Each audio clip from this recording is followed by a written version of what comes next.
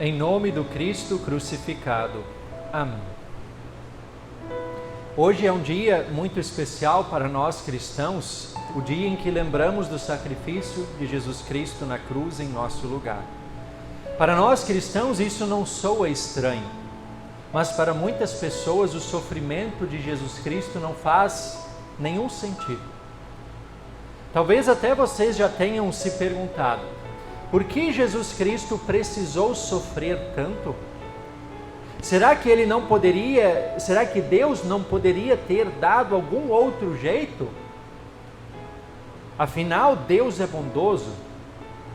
Se Deus é todo-poderoso, Ele não poderia simplesmente ter perdoado os pecados da humanidade em vez de fazer o seu Filho sofrer tanta injustiça, tanta crueldade numa cruz? Vocês já refletiram sobre essas perguntas? Se vocês nunca se fizeram essas perguntas, vocês podem ter a certeza que tem muitas pessoas nesse mundo que frequentemente fazem essas perguntas. E como nós respondemos a essas perguntas? Será que essas perguntas têm resposta? Timothy Keller, nesse livro A Fé na Era do Ceticismo, Como a Razão Explica Deus, ele aborda essas perguntas, responde essas perguntas entre tantas outras. E para responder a essas perguntas, nós precisamos inicialmente falar do problema. Um problema que atinge toda a humanidade. É o problema do pecado. Mas o problema é que as mesmas pessoas que costumam questionar o sofrimento de Jesus Cristo são também aquelas pessoas que costumam ignorar a realidade pecaminosa do ser humano. É aquela velha história: quem não está doente não precisa de médico. Existem aquelas doenças silenciosas que não manifestam sintomas aparentes, e quando são descobertas já pode ser tarde demais. O maior problema é quando nós ignoramos uma doença que apresenta inúmeros sintomas visíveis, sintomas aparentes, e mesmo assim nós rejeitamos a ajuda de um médico. Isso é estupidez.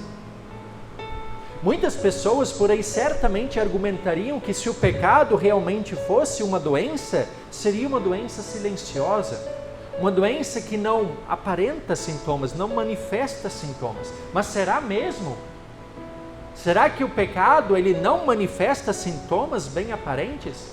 Quantas pessoas pelo mundo afora sofrem crises existenciais, têm baixa autoestima, parece que não encontram um sentido para a vida? Pessoas que vivem um vazio enorme que tentam preencher com uma série de coisas: autoajuda, força interior, trabalho, dinheiro, atividades físicas, prazeres momentâneos, mas parece que nada disso as satisfaz plenamente. Pessoas que não conseguem lidar com fracassos, com problemas e adversidades, que parecem evitar o sofrimento a qualquer custo. Pessoas que querem resolver tudo por si mesmas, se consideram totalmente autossuficientes. Pessoas que têm sérias dificuldades em reconhecer seus erros, em perdoar ou pedir perdão. O que tudo isso é, senão a clara manifestação do pecado que habita em cada ser humano? As crises existenciais, a falta de sentido para a vida, os fracassos e as frustrações, as dificuldades em alcançar a plena satisfação, tudo isso são consequências do pecado. São sintomas dessa doença espiritual nada silenciosa, que atinge a cada um de nós. O pecado gera um vazio existencial que nada neste mundo pode preencher. Somente Deus pode preencher o vazio que existe dentro de nós. Mas em vez disso, muitas vezes nós tentamos preencher esse vazio com outras coisas. Com o trabalho, com o dinheiro, com a família, com prazeres temporais, entre tantas outras coisas que poderíamos mencionar. Nós procuramos substitutos para Deus. O problema é que nenhuma dessas coisas poderá nos satisfazer plenamente. Se substituirmos Deus pelo trabalho e um dia nós fracassarmos, a carreira for por água abaixo, é decepção na certa. Se substituirmos Deus pelo dinheiro, e se por algum motivo nós um dia perdermos tudo, a frustração será enorme. Se substituirmos Deus pelo cônjuge, pelos filhos ou por qualquer outra pessoa, e um dia essa pessoa frustrar as nossas expectativas, nós poderemos ficar profundamente desolados. Se substituirmos Deus por prazeres momentâneos, o vazio continuará e as consequências podem ser desastrosas. Tudo que nós colocarmos no lugar de Deus irá certamente nos decepcionar. Seja por fracassos nossos, seja por fracassos daqueles que nós colocamos no lugar de Deus. E vocês percebem aqui que pecado não significa apenas fazer coisas erradas, mas também colocar coisas boas no lugar de Deus. Agora, o que acontece quando nós fracassamos contra Deus? Quando nós falhamos e pecamos? Será que também nos decepcionaremos? E nós sabemos que frequentemente nós fracassamos em relação a Deus. O que Deus faz? Deus simplesmente nos perdoa. Mas para nos perdoar, Ele teve que sacrificar algo. E sobre isso nós queremos conversar daqui a pouco. Por isso, só Deus pode preencher o vazio que o pecado gera em nós.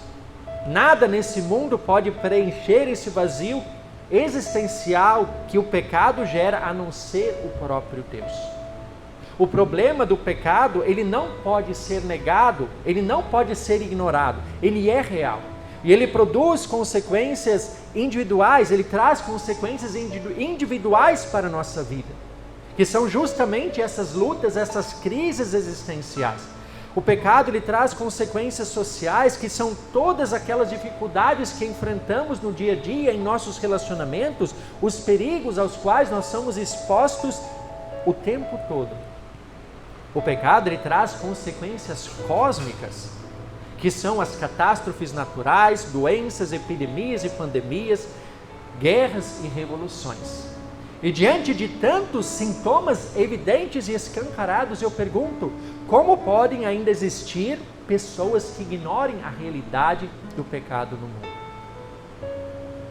O problema está aí. O problema é o pecado que contamina toda a humanidade, o mundo inteiro. E quando nós temos um problema, nós precisamos de uma solução. E qual seria a solução para o problema do pecado? Nós cristãos sabemos qual é a solução. Nós sabemos que a solução Deus providenciou com a morte do seu Filho na cruz. Mas é aí que surgem aqueles questionamentos.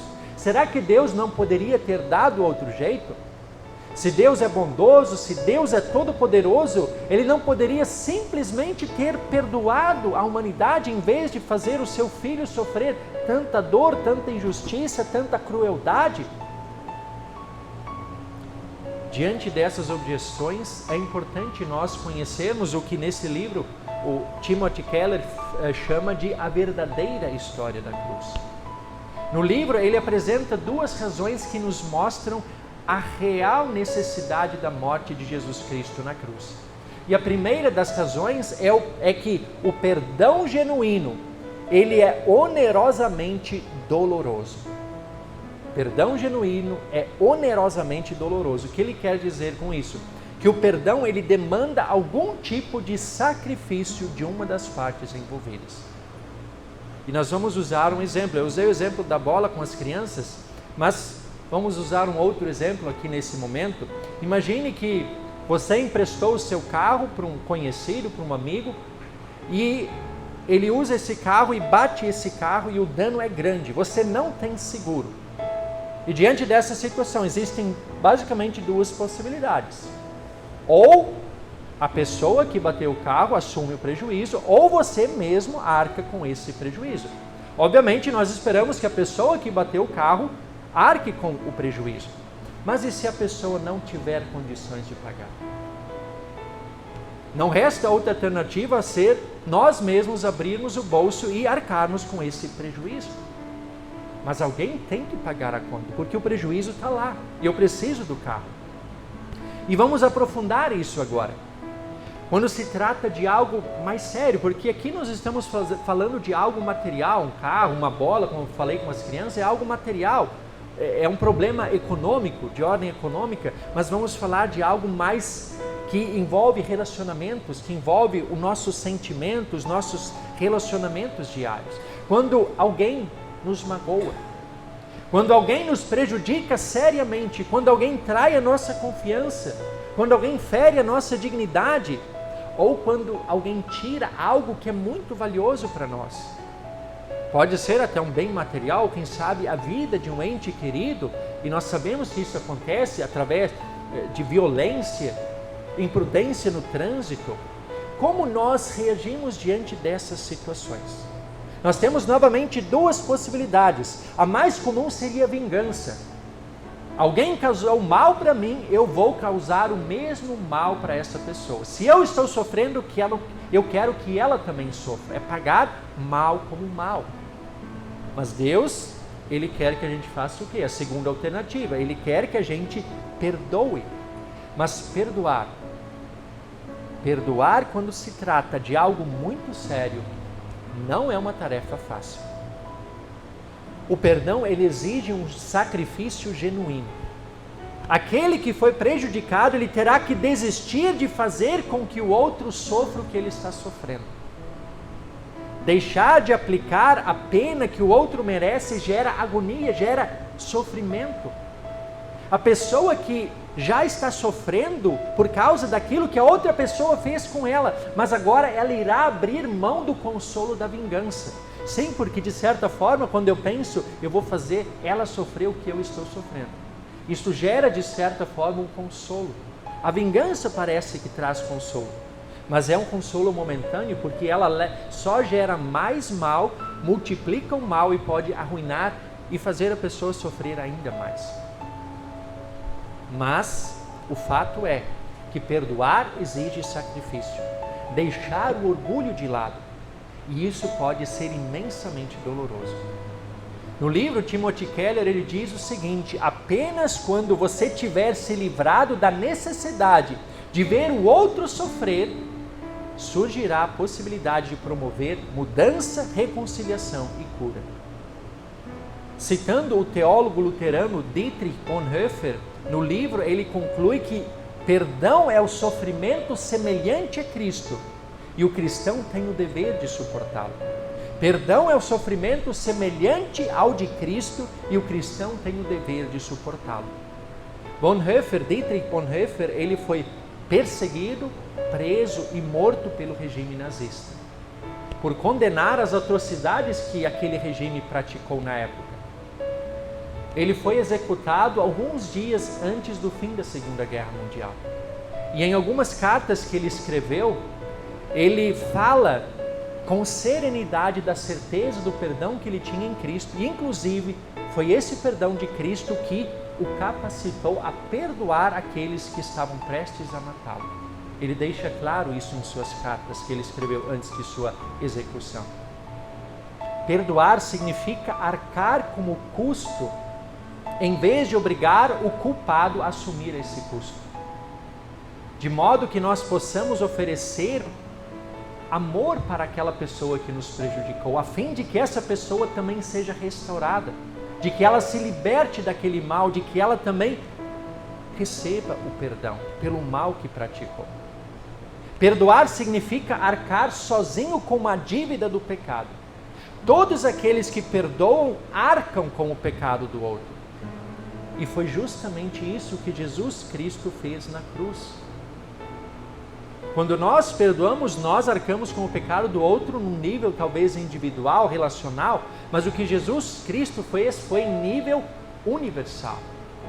Foi em escala infinitamente maior. Ele fez isso por todo ser humano sobre a face da terra. Na cruz, o próprio Deus, em seu Filho, arcou com as consequências do pecado do mundo inteiro. E então, respondendo às perguntas, por que Jesus teve que morrer? Será que não existia outra alternativa? Jesus teve que morrer porque existia uma dívida que estava em aberto. Ela precisava ser paga. Ou seríamos nós, ou seria Deus. E nessa história nós somos os vilões. Deus é a vítima.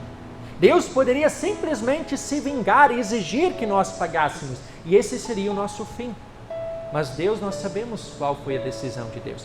Ele decidiu arcar sozinho com a dívida, que era nossa. Até porque nenhum de nós teria capacidade nem condição para arcar com o nosso pecado, com essa dívida que o pecado gerou diante de Deus. Deus, em seu Filho, assumiu essa dívida, pagou a nossa conta, suportou o castigo que nós merecíamos. É assim que diz o profeta Isaías em nosso texto, no capítulo 53, versículos 4 até o 6, quando ele diz: certamente ele tomou sobre si as nossas enfermidades e as nossas dores levou sobre si. E nós o considerávamos como aflito, ferido de Deus e oprimido, mas ele foi traspassado por causa das nossas transgressões e foi esmagado por causa das nossas iniquidades. O castigo que nos traz a paz estava sobre ele, e pelas suas feridas fomos sarados. Todos nós andávamos desgarrados como ovelhas, cada um se desviava pelo seu próprio caminho, mas o Senhor fez cair sobre ele a iniquidade de todos nós. É sobre isso que Isaías fala. Esse é o custo, esse é o preço que Jesus Cristo assumiu em nosso lugar. E a outra razão que Timothy Keller ele apresenta no livro sobre a real necessidade da morte de Cristo é que o amor verdadeiro ele é uma troca pessoal. O amor verdadeiro é uma troca pessoal. É impossível a gente amar alguém sem se envolver completamente com essa pessoa, inclusive com as suas necessidades e com os problemas dessa pessoa. Isso vale para o relacionamento, do casamento, relação matrimonial, relação entre irmãos, entre pais e filhos e qualquer tipo de relação. Quando a gente ama de verdade, a gente se envolve. E se nós amamos uma pessoa que está emocionalmente enferma, uma pessoa que está com sérios problemas, é impossível que isso não nos impacte. A gente será envolvido nessa situação. A gente participará daquele sofrimento, aquela situação será partilhada conosco. Se realmente amamos aquela pessoa, nós nos envolveremos a tal ponto que o sofrimento daquela pessoa também nos afetará. E nós estaremos inclusive dispostos a nos sacrificar por essa pessoa para vê-la bem novamente. E diante dessa verdade, isso é uma verdade relacional desse mundo. Mas aí nós questionamos aqui, como poderíamos afirmar que Deus é um Deus de amor, se Ele não se envolvesse pessoalmente com o sofrimento do ser humano? E nós sabemos que Ele se envolveu. E o Deus da Bíblia, é o único que se envolve. Se nós olharmos outras religiões, nós veremos Deus que exigem do ser humano. É o ser humano que precisa, mediante sacrifícios, mediante oferendas, meditação, uma série de coisas, boas obras, satisfazer, aplacar a ira desse Deus. Assim são todas as religiões mundanas, mas a religião da Bíblia diz que Deus veio a nós e sofre conosco. Deus de fato nos ama tanto que se envolveu conosco até as últimas consequências. Deus se faz um de nós, Deus se encarna e vem sofrer a nossa dor. É assim que Isaías descreve em alguns dos trechos do capítulo 53, quando diz: e como um de quem os homens escondem o rosto, era desprezado e dele não fizemos caso. Homem de dores que sabe o que é padecer. Ele foi oprimido, humilhado, mas não abriu a boca. Como cordeiro foi levado ao matadouro e como ovelha muda diante dos seus tosqueadores, ele não abriu a boca. Derramou a sua alma na morte e foi contado com os transgressores. Ele sabe o que é sofrer. Ele se envolveu da forma mais profunda e íntima possível. Esse é o nosso Deus. Esse é o Deus cristão, o Deus da Bíblia, o Deus verdadeiro, que se entregou por nós, que nos amou de fato e verdadeiramente, e assim em seu Filho restabeleceu esse relacionamento que havia sido quebrado por causa do problema do pecado. Jesus não apenas sofreu por nós, mas sofreu conosco. Ao sofrer por nós, em nosso lugar, Jesus garantiu que aquela dívida fosse paga. Ao sofrer conosco, Jesus se identificou com cada um de nós, com o sofrimento que cada um de nós passa. E Jesus mostrou essa empatia ao longo de todo o seu ministério, enquanto esteve nesse mundo. E ainda está conosco em meio aos nossos tormentos, nossas dores e nossos sofrimentos. Por isso, a morte de Jesus Cristo era necessária. Ela era necessária tanto para que a dívida dos pecados fosse paga, mas também para provar, na maneira mais profunda, o grande e incomparável e incondicional amor que Deus tem por cada um de nós. Essa, meus queridos irmãos e irmãs, é a verdadeira história da cruz. A história do amor de Deus por cada um de nós, história da qual nós fazemos parte. Na cruz nós temos tanto lei como evangelho. A lei porque o pecado ele exige reparação. Alguém precisava arcar com as consequências. Alguém precisava sofrer castigo. É lei. Mas evangelho porque esse castigo que era nosso, que nós merecíamos, Cristo assumiu em nosso lugar. Deus não quis se vingar. Deus quis nos salvar. E quem executou esse plano da salvação foi o seu Filho Jesus Cristo. Por isso, Ele é o único caminho para o Pai. E o Espírito Santo nos conduz nesse caminho. É Ele quem nos leva ao arrependimento e Ele que nos leva ao gracioso perdão que Cristo conquistou por nós na cruz. A história da cruz, ela continuará sendo estranha para o mundo. Porque é uma mensagem que para o mundo é loucura, para o mundo é escândalo. Porque é uma mensagem que só pode ser recebida espiritualmente. Ela nos transforma quando humildemente nos submetemos à ação de Deus através de sua palavra, através do batismo, da Santa Ceia. São os meios que Deus nos deixou para assim transformar as nossas vidas e nos levar a crer nessa maravilhosa e paradoxal mensagem. Nos firmemos nesses meios, na palavra, nos sacramentos, para que continuemos recebendo todos os benefícios que Cristo alcançou com sua morte na cruz. E que assim, fortalecidos na fé, testemunhemos essa linda e verdadeira história da cruz a cada vez mais pessoas. Amém.